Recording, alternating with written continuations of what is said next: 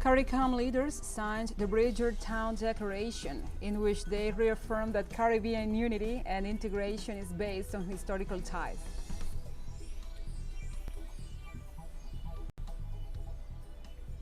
Presidents of Russia, Vladimir Putin, and the United Arab Emirates, Mohammed bin Zayed Al Nahyan, discussed oil prices and the rules of world trade.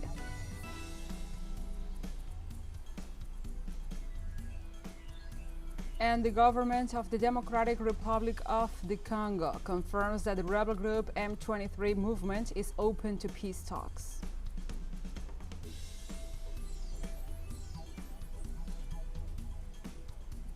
From the headquarters of TeleSUR English in Havana, Cuba, this is From the South. I'm your anchor, Gladys Quesada, and these are the news. After a very irregular judicial process, Federal Oral Court Number 2 sentenced Argentinian Vice President Christina Fernandez de Kirchner to 6 years in prison and disqualified her for life to hold any public office. During the verdict, the judges sentenced Lázaro Báez to 6 years in prison for fraudulent administration in Santa Cruz's public works case together with the political leaders. On the other hand, the court acquitted Vice President Christina Fernandez, Lázaro Báez, José López, and Nelson Periotti of the crime of illicit association for which they had been accused in the same public works case. After the convictions, the court ordered the confiscation of more than 84 billion pesos from those convicted.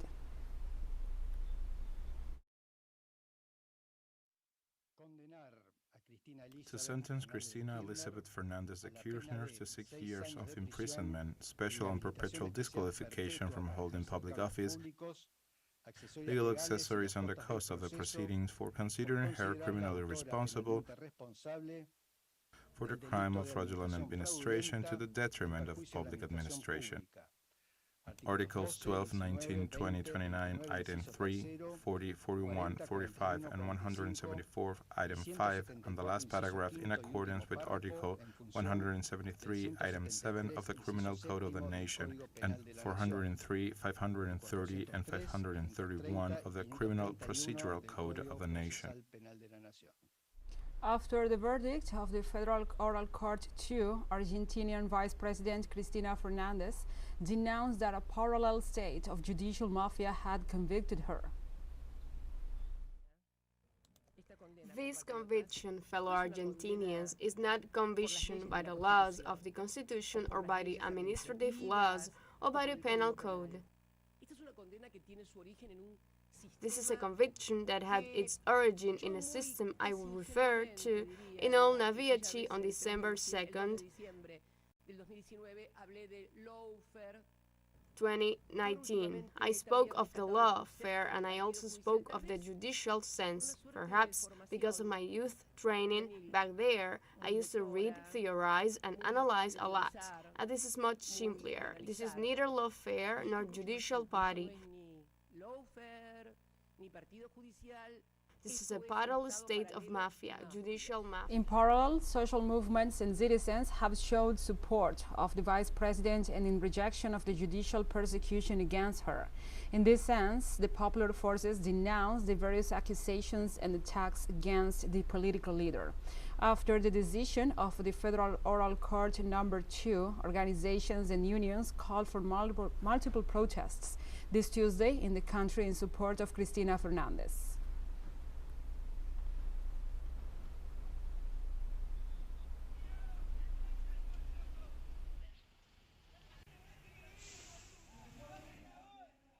In Venezuela, President Nicolás Maduro Moros presided on Tuesday an act commemorating the 20th anniversary of the victory of the working class against the sabotage against the oil industry.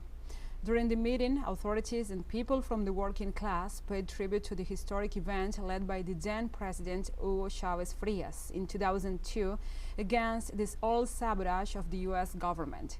In this regard, the Venezuelan president expressed that these actions stopped the ambitions and pretensions of Washington to dominate the Venezuelan people.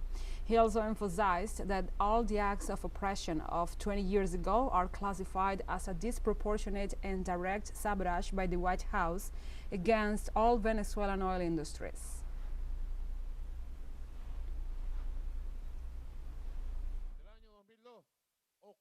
In the year 2002, two things happened. They began the direct sabotage against oil fields, refineries, and against all oil industries to surrender the people of Venezuela.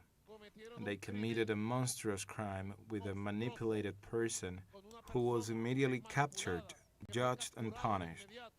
To this day, this person remains in jail, but they use that person to cause a social outbreak in Venezuela and repeat the coup d'etat of that same year, 2002.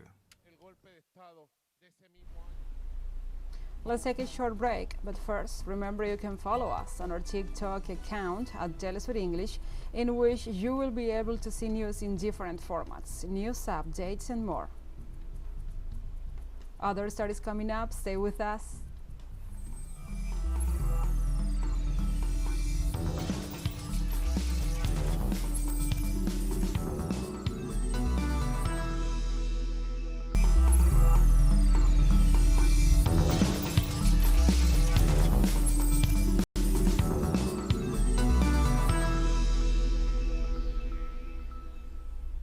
Welcome back. In the framework of the CARICOM Cuba Summit and the official visit of Cuba's President Miguel Díaz-Canel to Barbados, CARICOM leaders signed the Ridgetown Declaration, in which they reaffirmed that Caribbean unity and integration is based on historical ties. In a communiqué, the leaders stressed the protection and promotion of human rights for all, regardless of the differences in their political, economic, and social systems. They also rejected the imposition of unilateral coercive measures and called for the immediate cessation of the economic, commercial, and financial blockade imposed by the United States against Cuba. The declaration also calls for the importance of strengthening South-South cooperation for the promotion of collaboration and the development of programs.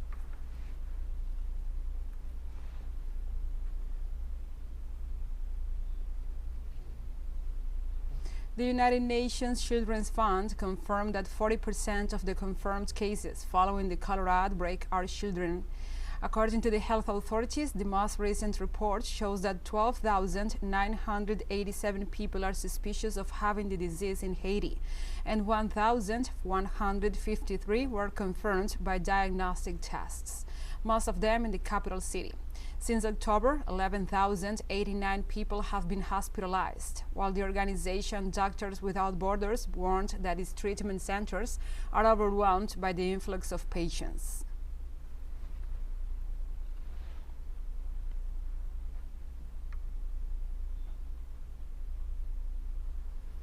On Tuesday, Colombian President Gustavo Petro held an extraordinary Security Council meeting following an ambush incident in the Cauca department where 6 soldiers were killed. President Petro told the nation that the men killed were between 18 and 20 years of age. He said the incident also left 7 other soldiers wounded. The army reports it has yet to locate those 7 soldiers with whom no communication has yet been established. This attack was attributed to FARC dissidents, a faction with which the government had considered the possibility of negotiations. Petro said that for the time being, the army will remain deployed in the Cauca area.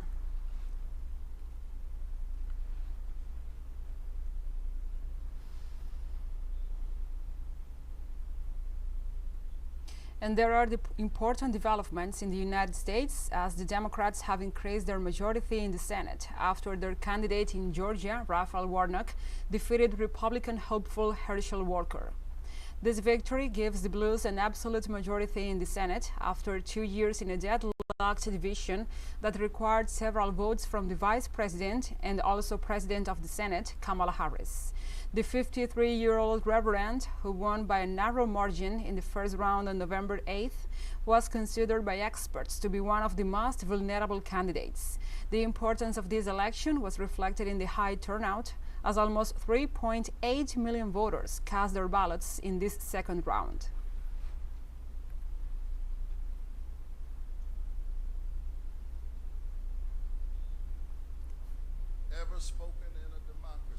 Police in Germany arrested 25 suspects and members or supporters of a domestic terrorist organization aiming to topple the German state. Officials said the network, part of a wider right-wing movement, was already well established, with a concrete plan to overthrow the German state by force and install a new government. The raids were announced by Germany's Federal Prosecution Agency and German Justice Minister Marco Buschmann. Buschmann said the investigations were directed against a suspected terrorist network with known ties to the Reichsbürger movement. He also said that the raids took place on individuals suspected of planning an armed attack on state institutions.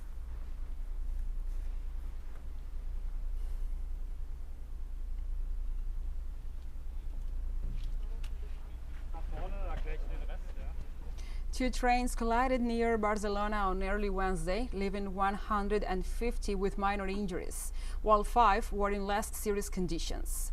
According to officials, a train ran into the back of another at a station in Montcada 1 Reixac, a town just north of Barcelona, just before 8 a.m. A spokesperson for the SEM Regional Emergency Services said the vast majority of those hurt in the collision sustained light injuries, while 5 were in moderate condition. Although 3 people were taken to medical centers, none of the passengers was considered seriously hurt. Rail traffic along the line was suspended in both directions, and the Renfe Group had opened an investigation into the incident.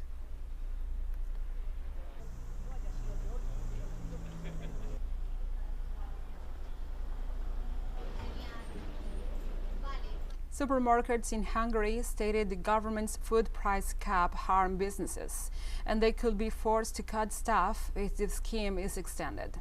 The caps on basic essentials were enforced after the conflict in Ukraine sent prices skyrocketing. Hungary's inflation is now at a 2-decade high. Since the government first capped the price of essential food items back in February, stores have been seeing their profits reduced. Budapest initially set a price cap on 6 basic staples, including sugar, white flour, and chicken breasts. Then, using emergency powers, the government increased tax rates for big retailers from 2.7 to 4.1%.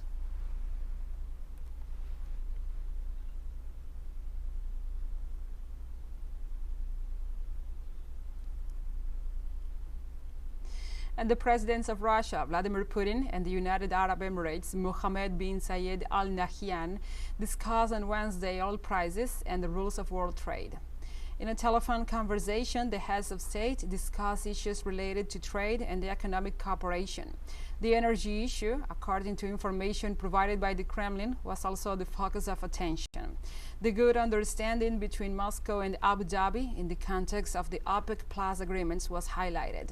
Russia is examining measures after the retaliatory sanctions imposed against it by the G7 and the European Union, and as expected, this issue was discussed by the presidents as well.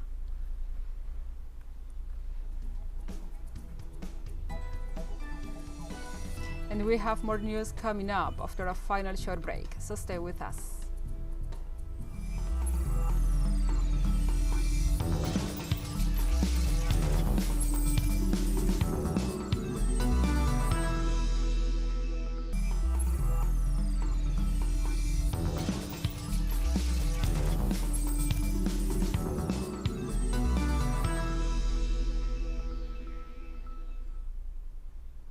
Welcome back. The government of the Democratic Republic of the Congo confirms that the rebel group M23 movement is open to peace talks. After being implicated in the massacre of more than 270 civilians, the M23 rebels announced that they are ready to begin a withdrawal and retreat from the northeast of the country. Lawrence Kankuya, the spokesperson for the insurgent organization, also said that they are requesting a meeting with the East African community, which has begun to deploy in the Congolese territory to find a lasting solution to the causes of the conflict in this African nation.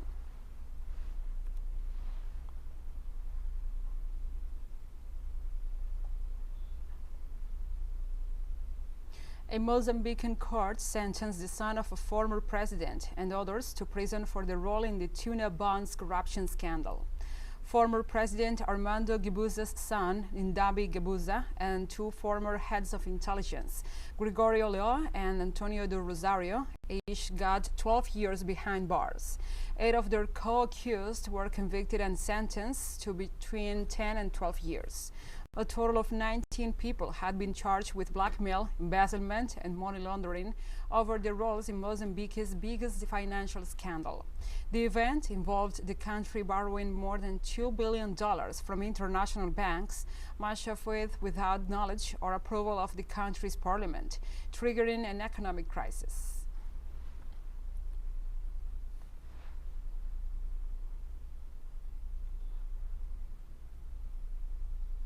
Thailand police reported a bomb exploded next to a train track on Tuesday, killing 3 and injuring 4 people from the railroad authority.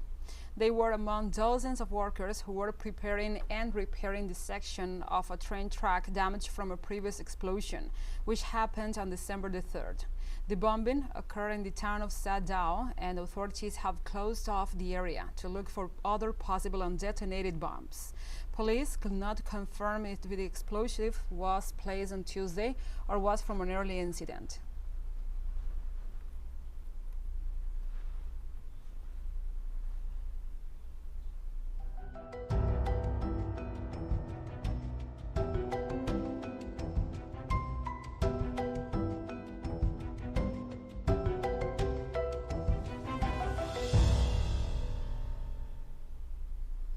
Now we move on to other topics. The United Nations Humanitarian Coordinator for Somalia warned on Tuesday the country is undergoing a catastrophic emergency due to the most severe drought in the nation's history. Speaking during a joint meeting of the League of Arab States and the UN, Adam Abdelmullah said Somalia was suffering from its 5th consecutive failed rainy season, with a 6th failed season predicted for next year. Abdelmullah outlined the situation, which has left nearly half of the country's population affected by drought, and nearly 1.3 million people have been displaced since January 2021. He also said that 6.7 million people were expected to face high levels of acute food insecurity. Somalia is undergoing a catastrophic emergency due to the longest and most severe drought the country has experienced in its recorded history. 4 consecutive failed rainy seasons are being followed right now by a 5th one, and projections indicate that the situation will continue through a 6th failed rainy season in early 2023. Statistics indicates that the numbers of people who are living in pre-famine or near-famine conditions in Somalia have increased 5 times since the beginning of the year, and internal displacement is still ongoing, and the conflict for scarce resources is dangerously affecting peace and security for society and the political situation in Somalia.